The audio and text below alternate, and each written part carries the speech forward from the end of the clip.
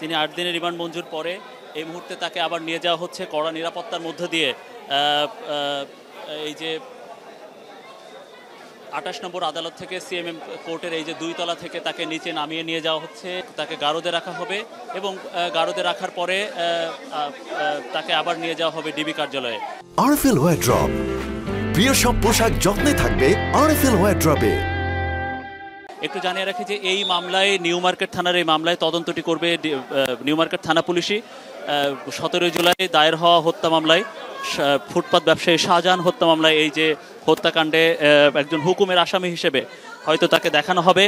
এখানে আজকে এই যে আইনজীবীদের মাধ্যমে বা হচ্ছে কড়া নিরাপত্তার মধ্যে তাকে আদালতে তোলার পরে, এজলাসে তোলার পরে আমরা যেটা দেখেছি যে হচ্ছে শুরুতেই রাষ্ট্রপক্ষের কৌশলী বা হচ্ছে রিমান্ডের পক্ষে যারা ছিলেন আইনজীবীরা, তারা তাকে কেন রিমান্ডে নেওয়া হবে না এবং তাকে তিনি গণহত্যার আসামি, অর্থাৎ এই যে বৈষম্য বিরোধী ছাত্র আন্দোলনের পরে যে হত্যাকাণ্ডটি হয়তো মানুষ মারা গেল, সেই একজন বাহিনী প্রধান হিসেবে সরকারের ক্ষমতাধর বা সরকারের কাছাকাছি বা প্রভাবশালী একজন কর্মকর্তা হিসেবে তাকেও এই গণহত্যার জন্য দায়ী করা হচ্ছে।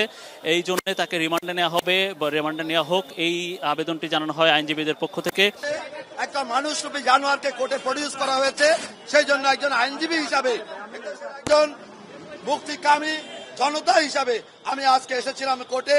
আপনারা জানেন 2014 সালের পর থেকে মানুষের কণ্ঠ রোধ করার জন্য, বিরোধী মতকে প্রতিরোধ করার জন্য, বিরোধী মতকে স্তব্ধ করার জন্য এই আজকের যে আসামি, আপনারা জানেন বাংলাদেশটা শুধু আন্তর্জাতিকভাবে বিখ্যাত সেই আয়না ঘরের আজকের রূপকার ছিল আজকের আসামি। আপনারা জানেন এই একটি ব্যক্তির ক্ষমতাকে কুক্ষিগত করার জন্য, স্থায়ী করার জন্য আজকের এই আসামির মতো কয়েকজন উচ্চ পদস্থ সেনাবাহিনীর কর্মকর্তা, পুলিশ কর্মকর্তা, র্যাব কর্মকর্তারা মানুষের কণ্ঠ চেপে ধরেছিল। আপনারা সাংবাদিক ভাইরা ভয়ভীত ছিলেন, তারা আয়নাঘর তৈরি করেছিল, আপনাদেরকে কথা বলার স্বাধীনতা দেওয়া হয় নাই। আপনারা ইচ্ছা করলেও লিখতে পারেন নাই, আমরা মাঠে নামতে পারি নাই, বিএনপি নেতা কর্মী মাঠে নামতে পারে নাই।